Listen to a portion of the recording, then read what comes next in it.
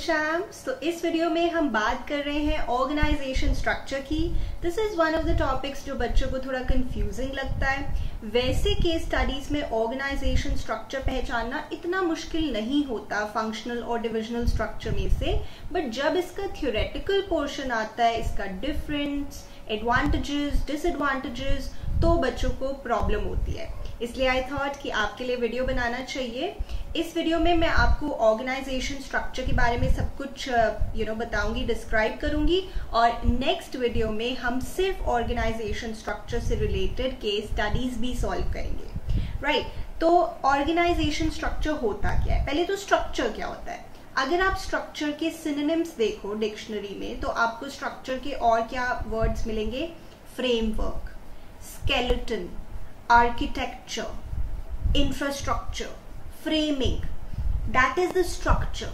मतलब एक ऑर्गेनाइजेशन का क्या रूप होना चाहिए। अब रूप में मतलब क्या बातें आ गई कि उसमें कितने डिपार्टमेंट्स होने चाहिए, कितने लोग होने चाहिए, हर डिपार्टमेंट के हेड्स होने चाहिए। अच्छा, स्केलर चेन का क्या स्ट्रक्चर होना चाहिए? जैसे मैं वर्ड्स उठा रही हूँ ऑर्गेनाइजिंग प्रोसेस से, identification and division of work, departmentalisation, फिर assignment of duties, establishing reporting relationships. तो एक ऑर्गेनाइजेशन का फ्रेमवर्क क्या होना चाहिए, स्ट्रक्चर क्या होना चाहिए? अगेन आई से कितने डिपार्टमेंट्स होने चाहिए, कितने लोग होने चाहिए उसमें, क्या स्केलर चेन का फ्रेमिंग होना चाहिए। So this is organisation structure. और अगर मैं केस स्टडीज की बात करूं तो इसका कीवर्ड फ्रेमवर्क है जो आपको याद रखना है, बिकॉज समटाइम्स इतनी बड़ी केस स्टडी होती है और नीचे वो पूछ रहे हैं आइडेंटिफाई द फ्रेमवर्क, बस, और आपको पता ही नहीं लग रहा कि वो क्या पूछ रहे हैं। सो प्लीज मेमोराइज कि ऑर्गेनाइजेशन स्ट्रक्चर का कीवर्ड होता है framework. Framework within which managerial and operating tasks are performed। ना बड़ा ही theoretical सा है, कुछ खास मजा नहीं आया सुन के इसकी डेफिनेशन। चलो आगे देखते हैं, फिर धीरे धीरे आपको इसका मतलब और क्लियर हो जाएगा। तो जैसा कि शायद आपको पता ही होगा कि स्ट्रक्चर दो तरह के होते हैं, फंक्शनल स्ट्रक्चर और डिविजनल स्ट्रक्चर। जैसे आपकी एनसीईआरटी में आपको डायग्राम भी दिया हुआ है, उससे आपको क्लियर हो जाता है कि एक अगर बड़ी सी ऑर्गेनाइजेशन है तो उसमें डिपार्टमेंट्स बनाने की जरूरत पड़ सकती है। एक डिपार्टमेंट है जो सिर्फ एचआर का काम देख रहा है, ह्यूमन रिसोर्स का, एक डिपार्टमेंट है जो सिर्फ मार्केटिंग का काम देख रहा है, एक डिपार्टमेंट है जो सिर्फ फाइनेंस का काम देख रहा है, एक डिपार्टमेंट है जो सिर्फ प्रोडक्शन का काम देख रहा है, और भी हो सकते हैं इसमें, जैसे परचेज डिपार्टमेंट भी हो सकता है, रिसर्च एंड डेवलपमेंट का डिपार्टमेंट भी हो सकता है।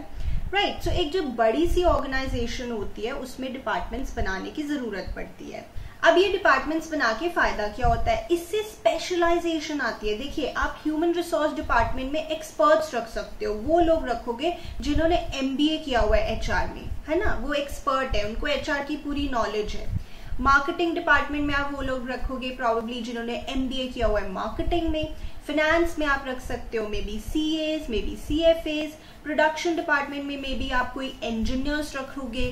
राइट, सो आप स्पेशलिस्ट को हायर करोगे और आपकी ऑर्गेनाइजेशन का जो साइज है वो बड़ा है। मान लीजिए 1 मार्क का क्वेश्चन है, उसमें कई बार एक लाइन दी होती है, the size of the organisation is large, having diversified activities requiring high degree of specialisation, identify the structure which is suitable for such an organisation. अब बच्चों ने देखा कि लार्ज वर्ड आ गया, लार्ज ऑर्गेनाइजेशन है, बड़ी ऑर्गेनाइजेशन है, तो ये तो डिविजनल स्ट्रक्चर होगा, बिकॉज इतना तो सब बच्चों को पता ही होता है कि उसमें कई सारे प्रोडक्ट्स होते हैं। फंक्शनल स्ट्रक्चर में एक ही प्रोडक्ट होता है, तो उनको लगता है अच्छा बड़ी ऑर्गेनाइजेशन है, मतलब वो कहना चाह रहे हैं कि बड़े सारे प्रोडक्ट्स हैं, इसलिए divisional structure, but that is wrong.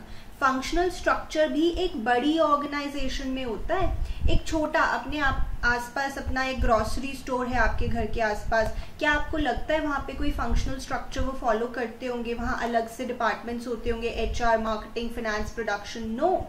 तो ऐसा नहीं है कि फंक्शनल स्ट्रक्चर छोटी ऑर्गेनाइजेशंस में यूज होता है और डिविजनल स्ट्रक्चर बड़ी ऑर्गेनाइजेशंस में। सिर्फ ये बेसिस नहीं हो सकता, फंक्शनल स्ट्रक्चर भी बड़ी ऑर्गेनाइजेशंस में यूज होता है।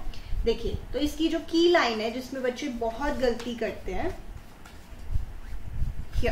The size of the organisation is large, it has diversified activities. अब इससे बच्चे सोच लेते हैं डाइवर्सिफाइड एक्टिविटीज मतलब कहना चाह रहे हैं अलग अलग प्रोडक्ट्स हैं। नहीं, वो ये नहीं कहना चाह रहे, वो कहना चाह रहे काम अलग अलग है। जैसे HR का भी बड़ा काम है, मार्केटिंग का भी बहुत काम है। And operations require a high degree of specialisation. तो स्पेशलाइजेशन कैसे आएगी? जब आप डिपार्टमेंट्स बना दोगे और उसमें उन्हीं लोगों को रखोगे जिन्हें उस पर्टिकुलर चीज की पूरी नॉलेज है, राइट? ओके शैम्स, तो अब हम फंक्शनल स्ट्रक्चर की एडवांटेजेस देखने वाले हैं कि इससे फायदा क्या है अगर हम एक ऑर्गेनाइजेशन में फंक्शनल स्ट्रक्चर यूज करते हैं। So what kind of advantages can be expect? Definitely इससे आएगी फंक्शनल स्पेशलाइजेशन। जैसे हमने बोला हर डिपार्टमेंट में आप एक्सपर्ट्स को हायर करोगे तो स्पेशलाइजेशन आएगी ना। ये तो है ही, जो एक्सपर्ट होता है वो अपने स्पेशलाइज्ड तरीके से काम करता है। तो आप दो वर्ड्स याद रख सकते हैं, फंक्शनल स्पेशलाइजेशन या ऑक्यूपेशनल स्पेशलाइजेशन आती है इससे, राइट। उसके बाद control and coordination within a department. देखो HR डिपार्टमेंट में सिर्फ HR की बातें हो रही हैं, फाइनेंस डिपार्टमेंट में सिर्फ फाइनेंस की बातें हो रही हैं, तो आपको नहीं लगता कि कंट्रोल और कोऑर्डिनेशन बड़ा अच्छा रहेगा विद इन अ डिपार्टमेंट, क्योंकि एक ही तरह की वहां पे काम हो रही है, सभी लोगों को उसके बारे में अच्छी नॉलेज है। So there is a lot of control and coordination within a department because एक ही तरह की बातें हो रही है वहां पे, राइट। उसके बाद इससे क्या होगा? एफिशिएंसी बढ़ सकती है, क्योंकि ऑब्वियसली स्पेशलाइजेशन से काम हो रहा है, अच्छे तरीके से काम हो रहा है, एक्सपर्ट्स काम कर रहे हैं, तो एफिशिएंसी बढ़ेगी, वेस्टेज कम होगी और प्रॉफिट्स भी बढ़ेंगे। इट्स नॉट डिफिकल्ट बच्चे, एक बार साथ साथ थोड़ा मेमोराइज करने की भी कोशिश करें। ऑक्यूपेशनल स्पेशलाइजेशन या फंक्शनल स्पेशलाइजेशन होगी, जैसा कि हमने बोला डिपार्टमेंट्स में आपने एक्सपर्ट्स रखे हैं। कंट्रोल और कोऑर्डिनेशन होगा, एक डिपार्टमेंट में अच्छा होगा क्योंकि एक ही तरह की बातें हो रही हैं। फिर ऑफ कोर्स स्पेशलाइजेशन है तो एफिशिएंसी बढ़ेगी और प्रॉफिट्स भी बढ़ सकते हैं।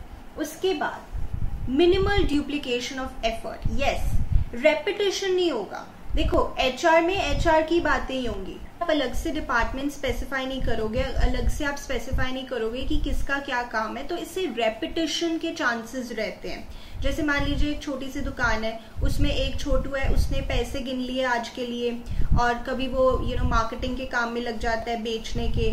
फिर एक और छोटू है, वो कहता है अच्छा मैंने भी पैसे गिन लिए थे, तुमने भी पैसे गिन लिए आज, ओ हमारा तो काम स्पेसिफाइड ही नहीं है, कभी हम कुछ कर लेते हैं कभी हम कुछ कर लेते हैं। तो अगर आप डिपार्टमेंट्स बनाओगे तो सबका काम स्पेसिफाइड होगा, कोई रेपिटेशन नहीं होगी वर्क की, एफर्ट की, तो इससे मिनिमल ड्यूप्लीकेशन ऑफ एफर्ट होगा। Economies of scale, size of the organisation is large, तो आपको पता है जब size of the organisation is large तो आप बल्क में जब रॉ मटेरियल खरीदते हो तो आपको उस पर भी डिस्काउंट मिलता है, राइट। तो आपको इकोनॉमीज ऑफ स्केल का फायदा मिल सकता है। उसके बाद मान लीजिए आपने HR डिपार्टमेंट में कोई एम्प्लॉय रखना है, उसको ट्रेन करना काफी इजी है कंपैरेटिवली, क्योंकि आपको बस उसको HR की बातें सिखानी है। आपने मार्केटिंग डिपार्टमेंट में कोई पर्सन रखना है, उसको ट्रेन करना इजी है, आपने उसको सिर्फ मार्केटिंग की बातें सिखानी है, right. So it makes training of employees easier as the focus is on a limited range of skills.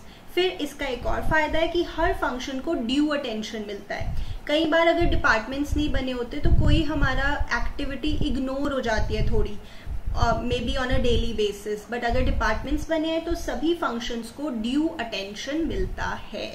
तो चलिए रिवाइज करते हैं एक बार, हम कर रहे हैं फंक्शनल स्ट्रक्चर की एडवांटेजेस। इससे आती है ऑक्यूपेशनल या functional specialisation. Control and coordination within a department काफी अच्छा रहता है because of similarity of tasks being performed. फिर ऑपरेशनल और मैनेजरियल एफिशिएंसी बढ़ती है, प्रॉफिट्स बढ़ सकते हैं, मिनिमल ड्यूप्लीकेशन ऑफ एफर्ट होता है। Then training of employees is easier as the focus is on a limited range of skills. Every function gets due attention. ज्यादा मुश्किल तो नहीं है ना? ओके, अब हम डिसएडवांटेजेस पढ़ते हैं। तो कई बार क्या होता है फंक्शनल स्ट्रक्चर में, एक फंक्शन मतलब ऐसे समझो एक डिपार्टमेंट अपने आप को ना कुछ ज्यादा ही समझने लग जाता है। उसको लगता है मैं सबसे ज्यादा इंपॉर्टेंट हूँ, मेरे से ही ऑर्गेनाइजेशन चल रही है। लेट्स से यहाँ तो मुझे दिख नहीं रहा, बट लेट्स से एक फाइनेंस डिपार्टमेंट है। फाइनेंस डिपार्टमेंट को लगता है मैं ही सबसे बड़ा हूँ, मैंने ही सबको पैसे एलोकेट करने हैं, मैंने ही सारा पैसों का हिसाब किताब देखना है, सो आई एम द बॉस। सो इससे क्या होता है, कई बार फंक्शनल एम्पायर्स बनने के चांसेस रहते हैं। फंक्शनल एम्पायर्स मतलब एक फंक्शन अपने आप को ही ज्यादा समझने लग जाता है, और कई बार वो अपने आप को समझने के चक्कर में ऑर्गेनाइजेशन का इंटरेस्ट भूल ही जाता है। अपनी वो दिखाने में दैट आई एम सुपीरियर, वो ऑर्गेनाइजेशन का इंटरेस्ट भूल जाता है। मान लीजिए फाइनेंस डिपार्टमेंट की किसी डिपार्टमेंट के साथ लड़ाई हो गई है, तो वो उसको फंड्स नहीं एलोकेट कर रहा और अपने आप को ही ज्यादा समझ रहा है, जो फंक्शनल हेड है, मतलब फाइनेंस का जो हेड है, बट वो भूल रहा है कि वो ऑर्गेनाइजेशन का इंटरेस्ट तो याद रखे, ऑर्गेनाइजेशन का जो टारगेट है वो याद रखे। यानी फंक्शनल एम्पायर्स बनने की वजह से कई बार डिपार्टमेंट्स अपना फायदा सोचने लग जाते हैं और ऑर्गेनाइजेशन का फायदा भूल जाते हैं।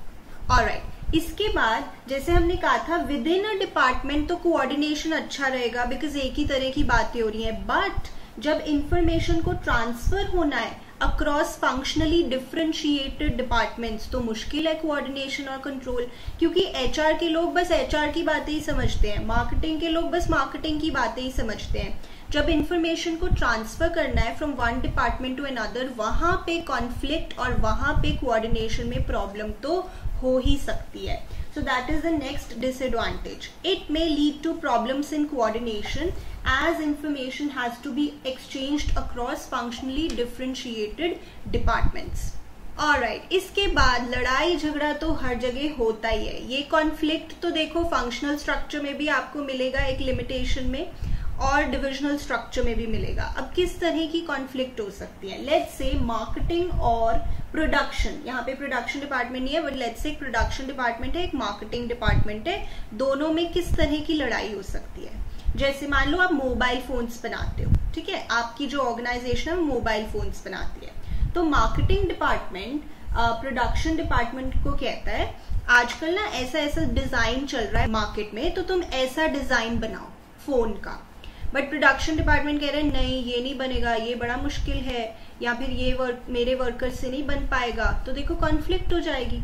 सो कॉन्फ्लिक्ट ऑफ इंटरेस्ट में अराइज, जैसे उन्होंने एग्जाम्पल भी दिया हुआ है, सेल्स डिपार्टमेंट कह रहा है कि कस्टमर फ्रेंडली डिजाइन बनाओ, बट प्रोडक्शन डिपार्टमेंट कह रहा है मुझसे नहीं बनता, या ये बड़ा मुश्किल है, या वो ये भी कह सकता है इसके लिए तो बड़े पैसे चाहिए, तो फिर तो फाइनेंस डिपार्टमेंट मुझे पैसे नहीं दे रहा है, something like that. So conflict of interest can always be there. उसके बाद एक जो सबसे इंपॉर्टेंट डिसएडवांटेज है जो हम अपनी लाइफ में भी देखते हैं, कि मान लीजिए आप एचआर डिपार्टमेंट में हैं तो आपने एचआर में पढ़ाई की हुई है, आप मार्केटिंग डिपार्टमेंट में हैं, आपने मार्केटिंग में ही पढ़ाई की हुई है, आप उसमें ही ट्रेंड है।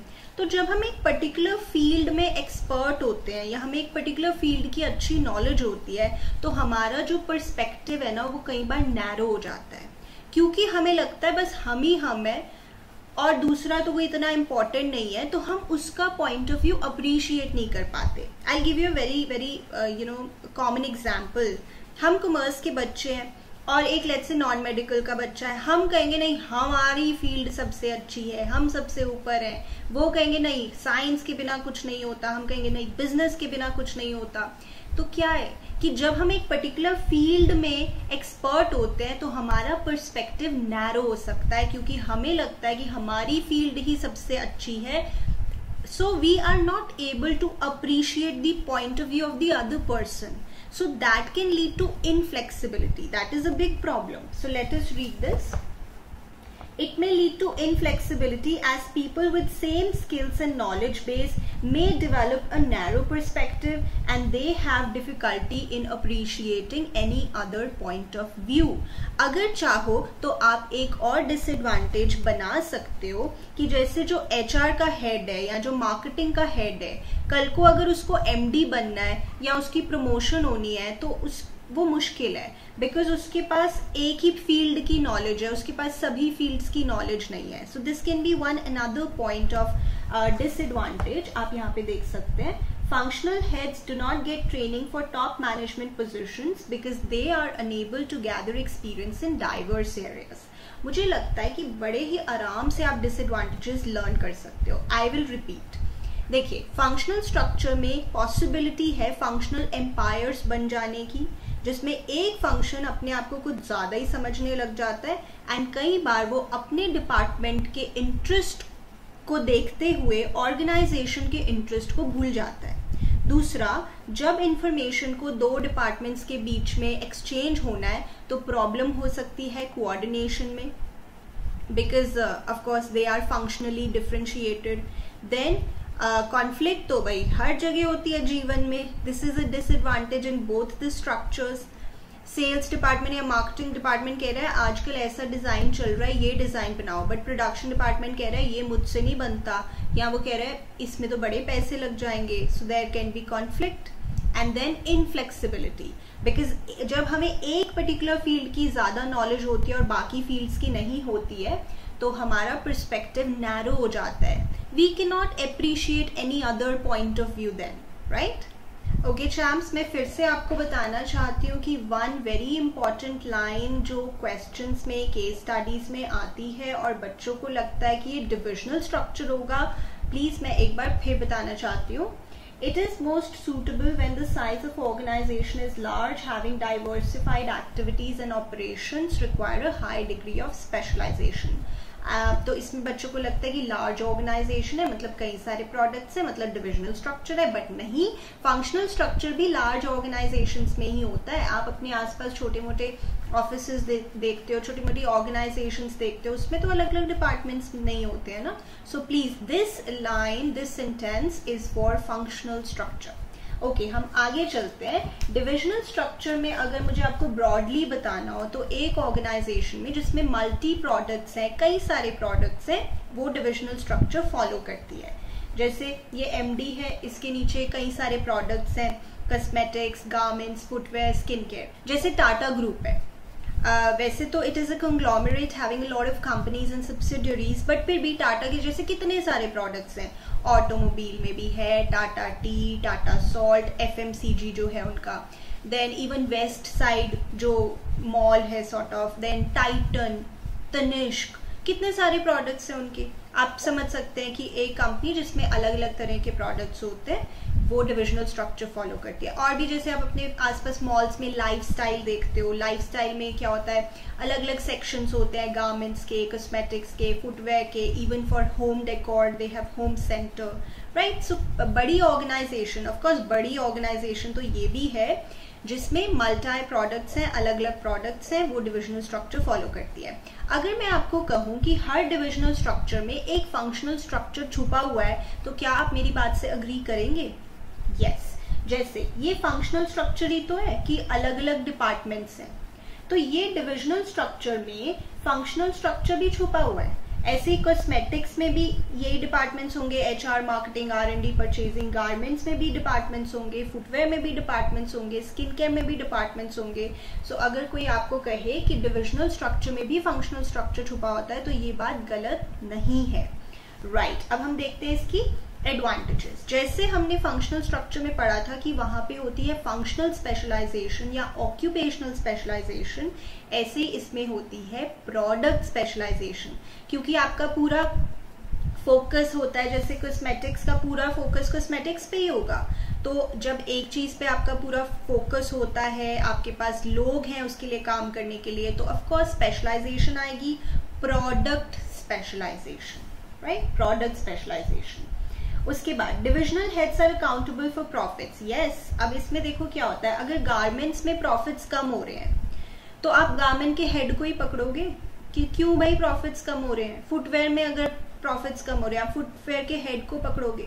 तो डिविजनल हेड्स आर अकाउंटेबल। इससे क्या होता है, देखिए एक की वर्ड है, ये मतलब not a word, a phrase, fixation of responsibility. Divisional structure में ना इल्जाम लगाना आसान होता है कि किसकी गलती है, ये फाइंड आउट करना आसान होता है डिविजनल स्ट्रक्चर में। मैं आपको एग्जांपल देती हूँ। मान लीजिए ये एक ऑर्गेनाइजेशन है जो फंक्शनल स्ट्रक्चर फॉलो कर रही है।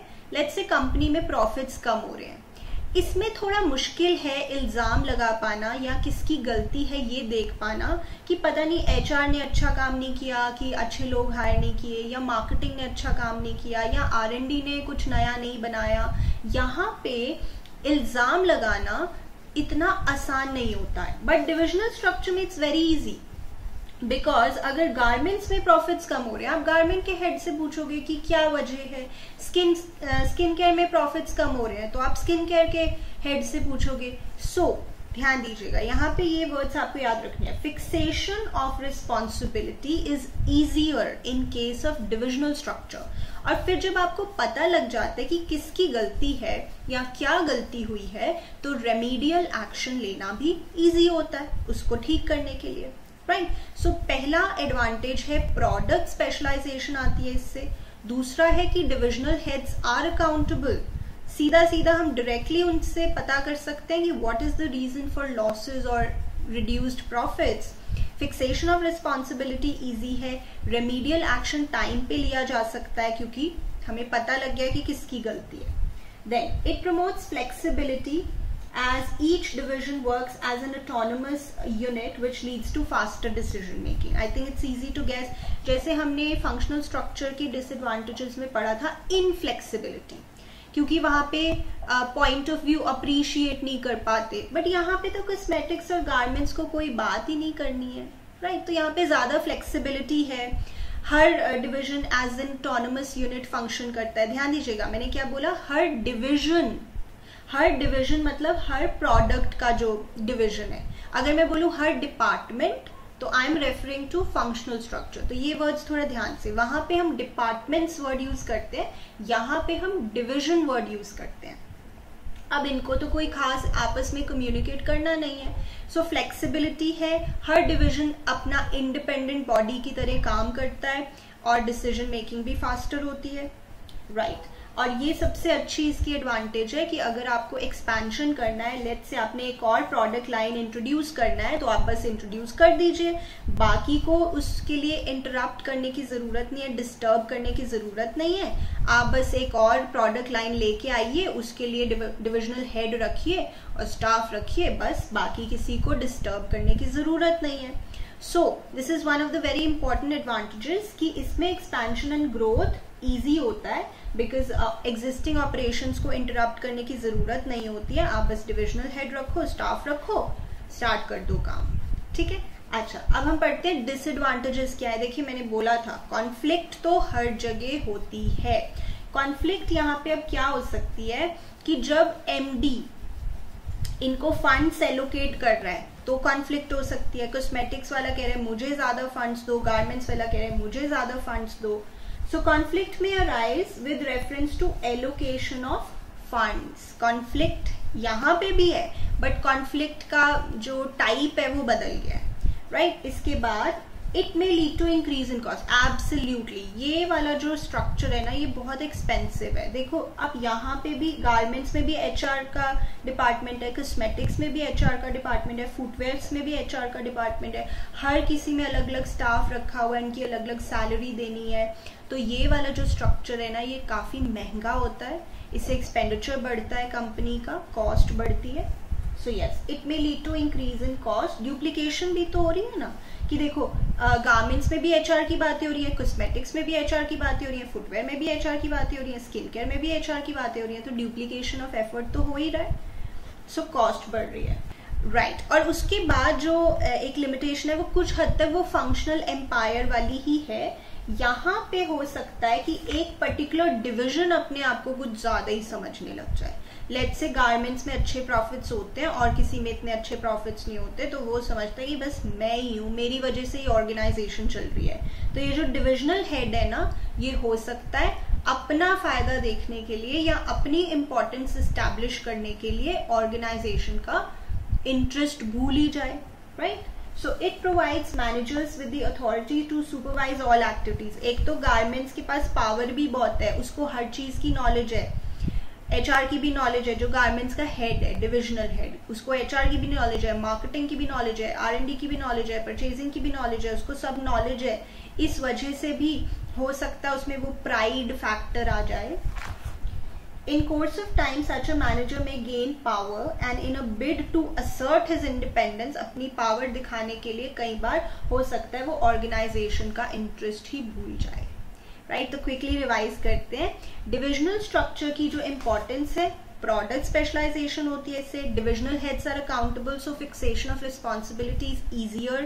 Flexibility है, हर division as an autonomous unit काम करती है, जल्दी से decisions लिए जा सकते हैं, क्योंकि गारमेंट्स को जैसे अपने लिए डिसीजन लेने हैं, कॉस्मेटिक्स को अपने लिए डिसीजन लेने हैं, तो फास्टर डिसीजन मेकिंग है. एक्सपेंशन एंड ग्रोथ बड़े आराम से कर सकते हो. फिर लड़ाई हो सकती है with regard to allocation of funds, costly है ये प्रोसेस. उसके बाद आ जाता है आपका कि इसमें जो डिविजनल हेड है, he may gain power and in due course of time in order to show his independence he can forget the organizational interests. Of course, इसकी suitability आपको करनी है बड़ी organizations जिसमें variety of products है, जिसमें variety of products are manufactured. Champs, as I've already told you कि मैं एक अलग वीडियो लेकर आऊंगी जिसमें हम सिर्फ इसी टॉपिक की केस स्टडीज डिस्कस करेंगे. उसमें से मुझे एक छोटा सा पॉइंट याद आ रहा है, I would like to discuss it with you. फिर हम करेंगे डिफरेंस और फिर हम ये रैप अप करेंगे वीडियो. तो छोटा सा पॉइंट क्या है कि एक ऑर्गेनाइजेशन है वो लॉक्स बनाती है, लॉक्स ताले बनाती है लेट्स से घर के लिए. अब वो सोच रहे हैं कि वो लॉक्स बनाए लेट्स से कार्स के लिए भी, बाइसिकल्स के लिए भी. तो बताइए कौन सा स्ट्रक्चर है. तो बच्चों को लगता है ये डिविजनल स्ट्रक्चर है, बट नहीं, लॉक तो लॉक ही है ना. It is not a variety of product. पहले लॉक्स हाउसेस के लिए बनाए जा रहे थे, अब कार्स या बाइसिकल्स के लिए बनाए जा रहे हैं, तो वो डिविजनल स्ट्रक्चर नहीं है. Please be very careful because lock is a lock. It is not a different variety of product that you are about to create. So please वो मैं फिर से डिस्कस करूंगी उस वीडियो में. ओके, इस वीडियो का लास्ट पॉइंट हम डिस्कस कर रहे हैं इनके बीच का डिफरेंस. बिल्कुल मुश्किल नहीं है, आसानी से हम कर सकते हैं. सो फंक्शनल स्ट्रक्चर फंक्शंस के बेसिस पे बनता है, मतलब डिपार्टमेंट्स के बेसिस पे, और डिविजनल स्ट्रक्चर प्रोडक्ट्स के बेसिस पे बनता है, पर इसमें भी डिपार्टमेंट्स होते हैं. जैसे कि मैंने बोला था कि हर डिविजनल स्ट्रक्चर में एक फंक्शनल स्ट्रक्चर होता है. एक बार फिर से देखते हैं. फंक्शनल स्ट्रक्चर फंक्शंस के बेसिस पे बनता है, अलग अलग मतलब डिपार्टमेंट्स होते हैं, और डिविजनल स्ट्रक्चर में प्रोडक्ट्स होते हैं. पता ही है. स्पेशलाइजेशन इसमें होती है ऑक्यूपेशनल या फंक्शनल स्पेशलाइजेशन, इसमें होती है प्रोडक्ट स्पेशलाइजेशन. इसमें इल्जाम लगाना या गलती निकालना थोड़ा मुश्किल है, बिकॉज ओवरऑल अगर कंपनी के प्रॉफिट्स कम हो रहे हैं then it is hard to tell कि अच्छा एचआर की गलती है, फाइनेंस की गलती है, मार्केटिंग की गलती है, किसकी गलती है. बट डिविजनल स्ट्रक्चर में इल्जाम लगाना, गलती निकालना ईजी होता है. जिस डिवीजन में या जिस प्रोडक्ट में लॉसेस हो रहे हैं या प्रॉफिट्स कम हो रहे हैं, बस उसके हेड से पूछो, right. Managerial development, I think ये आप समझ सकते हैं कि जो फंक्शनल मैनेजर होता है, लेट्स से मार्केटिंग मैनेजर, उसको इतनी नॉलेज नहीं होगी ना, उसको सिर्फ मार्केटिंग की नॉलेज होगी. बट लेट्स से जो गारमेंट्स का हेड है, डिविजनल हेड है, उसको तो सब चीजों की नॉलेज है. तो देखो यहाँ पे मैनेजरियल डेवलपमेंट मतलब जो मैनेजर है उसकी नॉलेज की बात समझ लो, वो कम है या डिफिकल्ट है. यहाँ पे इजी है, मल्टीपल फंक्शंस वो परफॉर्म करता है. जो इनके हेड्स हैं तो उनको हर चीज की नॉलेज है, so they are able to develop themselves easily, right. Cost definitely functional structure कम एक्सपेंसिव है, डिविजनल स्ट्रक्चर ज्यादा एक्सपेंसिव है, क्योंकि डिविजनल स्ट्रक्चर में ड्यूप्लीकेशन भी होती है. एचआर के कितने सारे डिपार्टमेंट्स हैं हर डिवीजन के अंडर, राइट. कोऑर्डिनेशन, अब बच्चे इसमें मैं बताना चाहती हूँ कि वैसे तो हमने फंक्शनल स्ट्रक्चर के एडवांटेजेस में पढ़ा था that there is better coordination and better control, but that is only within a department. But जब इंफॉर्मेशन को किसी और डिपार्टमेंट तक हमें एक्सचेंज करना है फिर कोऑर्डिनेशन मुश्किल है. Please remember that. So coordination is difficult for a multi-product company. Okay, अब वो ये भी कह रहे हैं कि अगर आपकी मल्टी प्रोडक्ट कंपनी है और आप फंक्शनल स्ट्रक्चर यूज करते जा रहे हो, फिर कोऑर्डिनेशन नहीं हो पाएगा, फिर कोऑर्डिनेशन विल बी डिफिकल्ट. पर यहाँ पे कोऑर्डिनेशन इजी है क्योंकि एक प्रोडक्ट से रिलेटेड बातें, सारी बातें एक ही जगह पे हो रही है. सो आई होप चैम्प्स कि आपने इस वीडियो से कुछ सीखा, कुछ कीवर्ड सीखे, आपको मेमोराइज करने में थोड़ा इजी होगा. और as I already told you, मैं लेकर आऊंगी केस स्टडीज का वीडियो जिसमें हम सिर्फ इसी टॉपिक से रिलेटेड केस स्टडीज देखेंगे। आपको कोई भी टॉपिक मुश्किल लगता है तो प्लीज बताइए, I will definitely come up with a video related to that. So अच्छे से पढ़ाई करिए, मिलते रहेंगे। I will see you in my next video.